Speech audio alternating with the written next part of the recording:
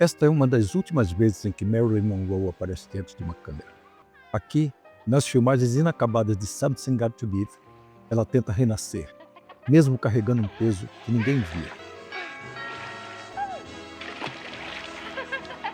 Marilyn tinha acabado de voltar após meses de turbulência. A Fox duvidava dela. A imprensa a perseguia. Mas, nessa piscina, por um momento, ela parecia livre.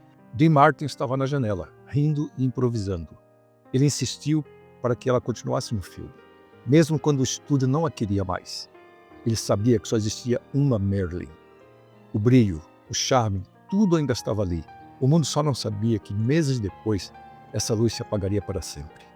É por isso que essa cena não é apenas bela, é um fragmento dos últimos instantes de uma estrela tentando viver mais uma vez.